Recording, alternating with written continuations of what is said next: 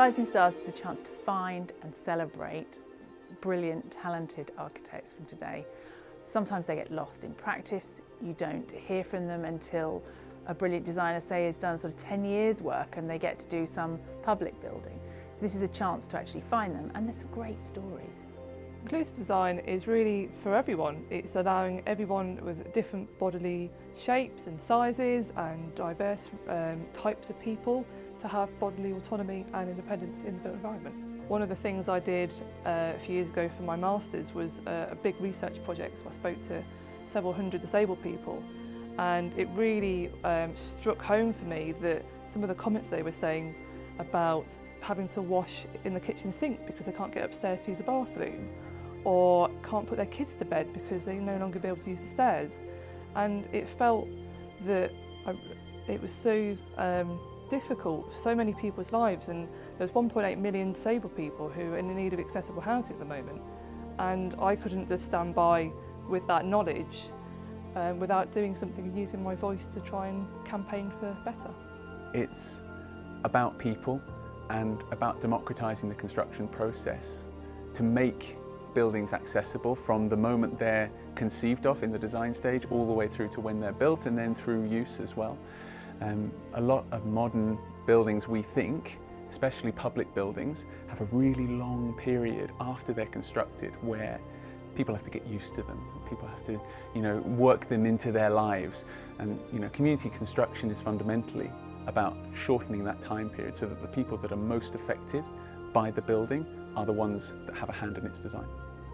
So the Scout Hut was an exciting project for us because the community, the Scouts, the people that lived in the area around the building, they were all involved from the start.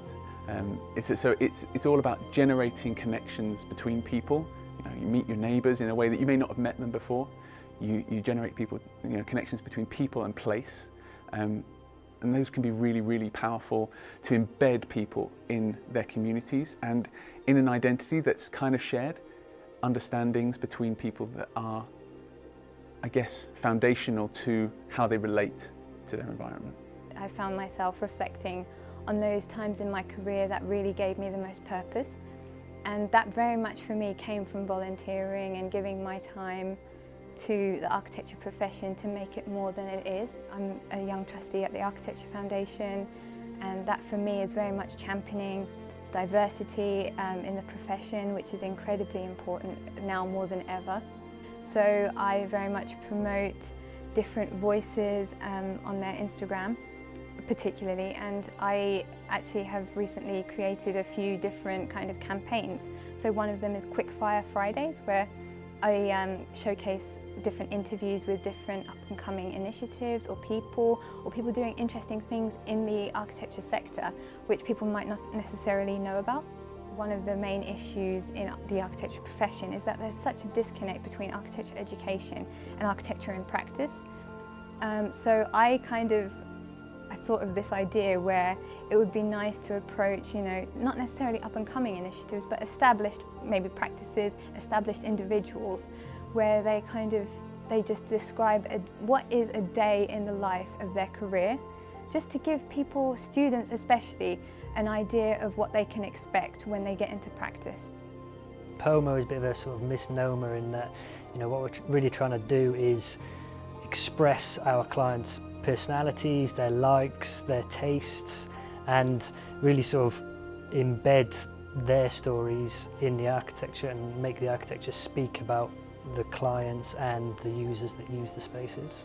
Colour and form are just tools to express the concept and the ideas behind the project. So whichever kind of works the best to do that and to achieve the overall feeling or motion of the space and the concept as a whole. So I think that could be materials, it could be the texture of the wall, it could be the colour, or it could be the volumetric space. And I think space design itself is probably the most important, because that really makes or breaks a building.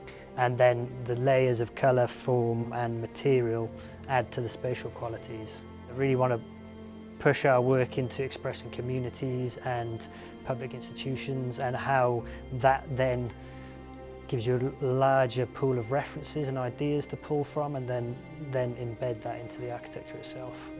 I think the important thing when you're considering conservation and sustainability is to consider the two together rather than considering them as two separate things. So think about what's important from a conservation point of view, what's important from a sustainability point of view, and then trying to achieve a balance between them rather than prioritising one over the other. The Egyptian Halls is a A-listed building in Glasgow that's been vacant for 40 years. In my role as chair of the Alexander Greek Thompson Society, it was Greek Thompson who designed the Egyptian Halls in the first place. We've been advocating for a reuse option to be found for that building. Over the recent years that's included a petition, big events, various awareness raising, and more recently that's involved a separate charity being set up which specifically looks at that. So at the moment we're looking to engage with the wider community in Glasgow as to what they want to see the building become, and also commissioning a business plan for what the future use of the building can be.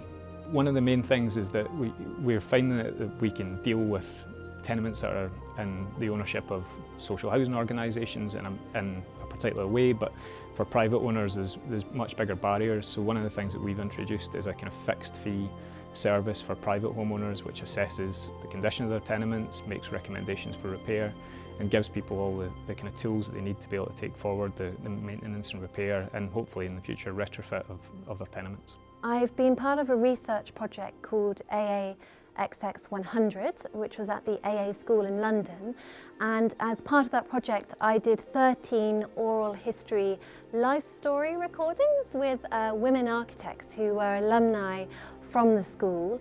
So that includes Sue Rogers, Eldred Evans, Annette Austin Smith, and many others.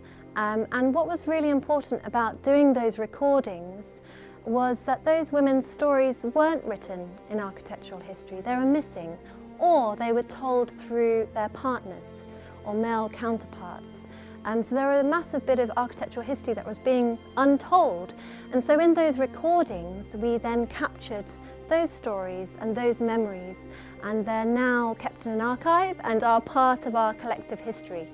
Lighthouse Children's Home is a project which aims to effectively revolutionise the quality of care that children in this country receive in children's care homes.